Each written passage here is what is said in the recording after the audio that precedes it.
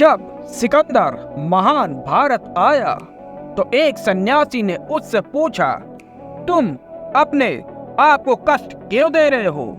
पूरी दुनिया में भाग रहे हो, अपना जीवन बर्बाद क्यों कर रहे हो? प्रयोजन क्या है?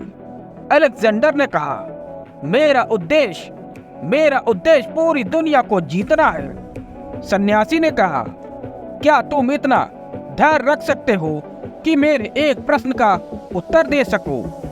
यदि आप कई दिनों से प्यासे और भूखे होकर रेगिस्तान में खो गए हैं और मैं एक गिलास पानी लेकर आता हूं, तो आप एक गिलास पानी के बदले में अपना कितना साम्राज्य देने को तैयार होंगे?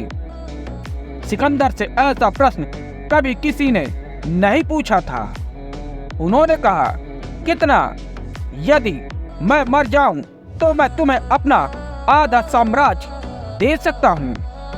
सन्यासी ने कहा, लेकिन मैं आधा साम्राज्य बेचने को तैयार नहीं हूं। तब तुम मर सकते हो। मुझे आपका पूरा साम्राज्य चाहिए, पूरा साम्राज्य, क्योंकि मैं आपको पानी का पूरा गिलास दे रहा हूं।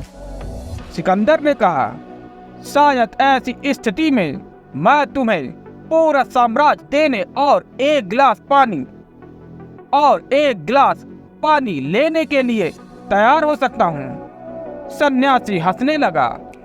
उन्होंने कहा, तब बेहतर होगा कि तुम घर चले जाओ। इस साम्राज्य की चिंता मत करो। इसका मूल्य एक गिलास पानी से अधिक नहीं है। लेकिन ये लोग, सिकंदर महान या उसकी श्रेणी के अन्य लोग, शायद कुछ और खोज रहे हैं और इसके बारे में नहीं जानते हैं। वे महानता की खोज कर रहे हैं, लेकिन महानता साम्राज्य हासिल करने से नहीं आती। महानता अपना वास्तविक स्वरूप बनने से आती है, अपनी क्षमता को वास्तविकता में लाने से आती है।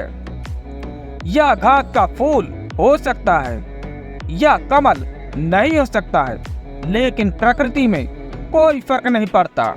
जब सूर्य उगता है तो वह कमल पर अधिक देर तक नृत्य नहीं करता है या एक घास के फूल की उपेक्षा नहीं करता है और कहता है, रास्ते से हट जाओ, हे अछूत, हे शूद्र। मैं यहाँ कमल के फूलों, गुलाबों के लिए आया हूँ।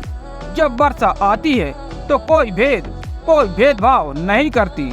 जब हवा आती है तो कोई भेदभाव नहीं करती। असली सवाल यह नहीं है कि आप गुलाब हैं या कमल का फूल हैं या सिर्फ एक अनाम घास का फूल है।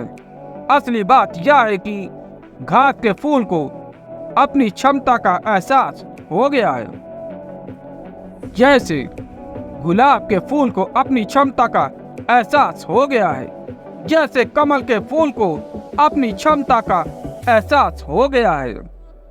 असली चीज उस बीज का साकार होना है जिसे आप अपने भीतर लेकर चल रहे हैं। यह आपको महान बनाता है और यह जबरदस्त विनम्रता के साथ एक महानता है। इसमें कोई अहंकार नहीं है।